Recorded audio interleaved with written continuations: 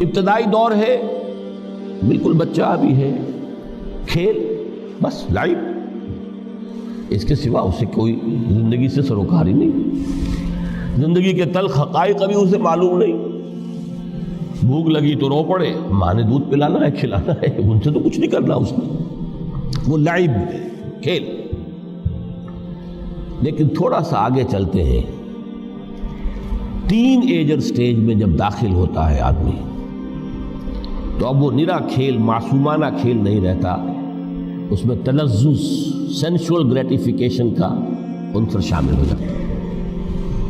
اب اس کے کہا لہو، اعلموا انما الحیات الدنیا لعب و لہو۔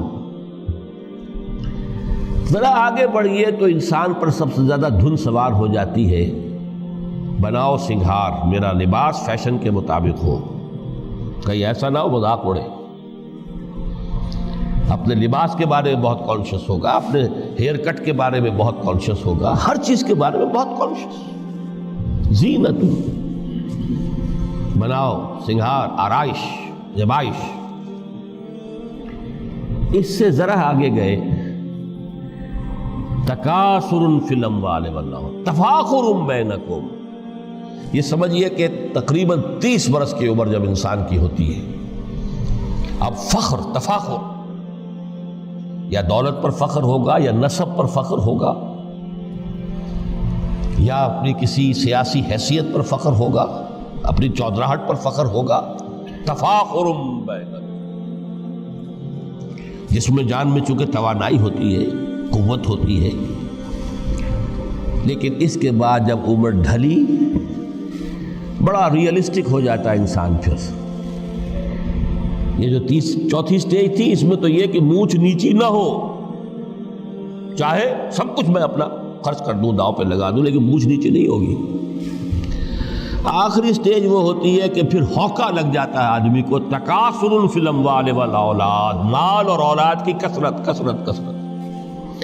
اب یہ ہوتا ہے کہ مونچھ نیچی کیا، مونڈ بھی دی جائے تو کوئی حرج نہیں، مال آنا چاہیے، ویری ریئلسٹک۔ اور اسی حال میں انسان ہوتا ہے، آخری پارے کی صورت نے پھر اس میں ایڈ کر کے اس کے اوپر مہر لگا دی، الہاکم التکاثر حتی زرتم المقابر۔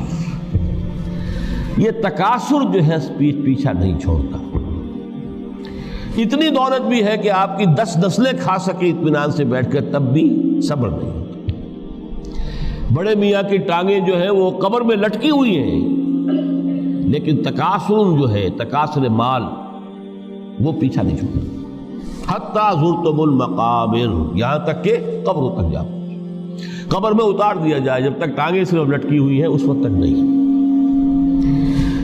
اس کے بعد تشبیہ دی ہے کہ یہ حیات دنیاوی کا جو ایک سائیکل ہے، اعلموا انما الحیات الدنیا لعب و لہو و زینت و تفاخر بینکم و تکاثر فی الاموال والاولاد۔ اب اس کو کمپیئر کیا ہے پلانٹ کنگڈم میں جو سائیکل چل رہا ہے۔ یہ ہمارا سائیکل ہے 60-70 برس کا، بچہ پیدا ہوا، خوشیاں منائی گئیں، پھر وہ لڑکپن سے، پھر ٹین ایجر سٹیج سے، پھر جوانی ہے، پھر ادھیڑ عمر ہے، اور پھر بڑھاپا ہے، اور پھر قبر میں اتارا جانا ہے۔ لیکن یہ کہ پلانٹ کنگڈم میں سائیکل چلتی ہے، کمثل غیث اعجب الکفار نباتہ ثم یہیج فتراہ مصفرا ثم یکون حطاما۔ یہ 4 سٹیج ہیں۔ جیسے بارش برستی ہے تو سبزہ نمودار ہوتا ہے، اور کاشتکار کو بڑا اچھا لگتا ہے، اس نے بیج بویا تھا، اس نے محنت کی تھی، اس نے ہل چلایا تھا، اعجب الکفار نباتہ، اس کو بہت اچھا لگتا ہے، دل باغ باغ ہو جاتا ہے۔ جیسے آپ کے ہاں بیٹا ہوا، پوتا ہوا، خوشیاں مناتے ہیں آپ۔ کمثل غیث اعجب الکفار نباتہ ثم یہیج، پھر وہ فصل اپنی پوری قوت کو پہنچتی، فصل لہرا رہی ہے، فتراہ مصفرا، پھر وہ زرد ہو جاتی ہے، وہ ہریاول اب ختم ہوئی، اب فصل پک گئی ہے، اب وہ زردی پر آ گئی ہے۔ ثم یکون حطاما، پھر وقت آتا ہے اگر وہ خضرو گھاس ہے تو پھر وہ چورا چورا ہو کر پھر وہ مٹی میں مل جاتی ہے، اور اگر فصل ہے تو کھیتی کٹ گئی، اس کے بعد کیا رہ گیا وہاں؟ وہ چورا ہی رہ جاتا ہے باقی۔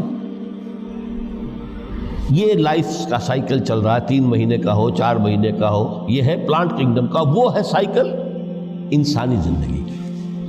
اب فرمائی ٹیپ کی بات جو ہے، وَفِي الْآخِرَةِ عَذَابٌ شَدِيدٌ وَمَغْفِرَةٌ مِّنَ اللَّهِ وَرِضْوَانٌ۔ دیکھو دنیا کی زندگی تو ان سٹیجز سے ہو کر گزری جانی ہے،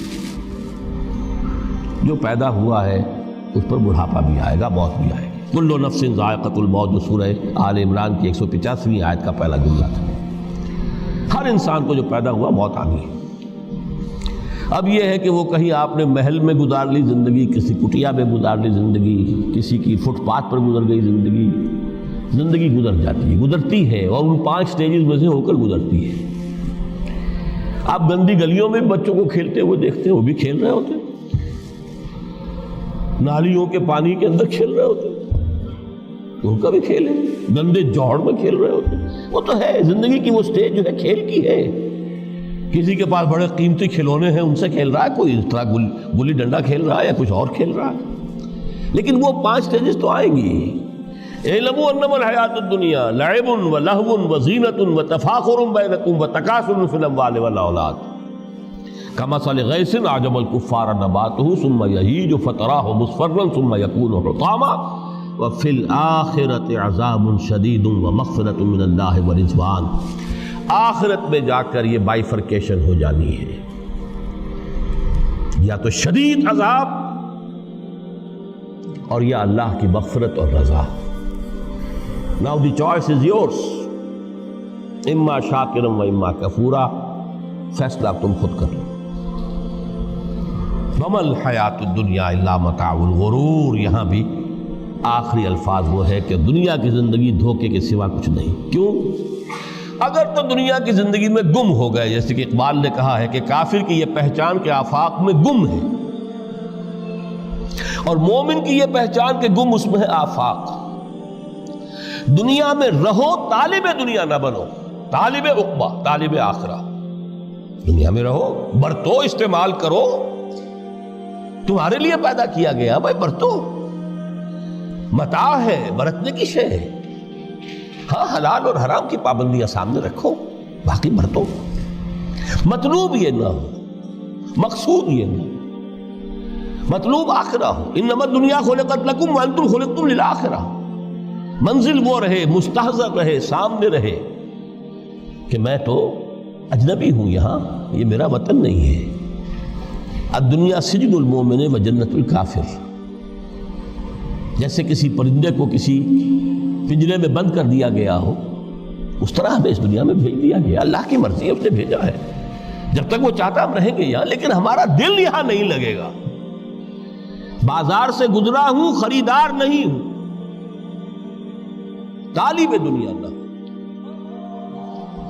تب تو یہ کوئی دھوکے کا سودا نہیں، وطن نہیں، بالکل نہیں۔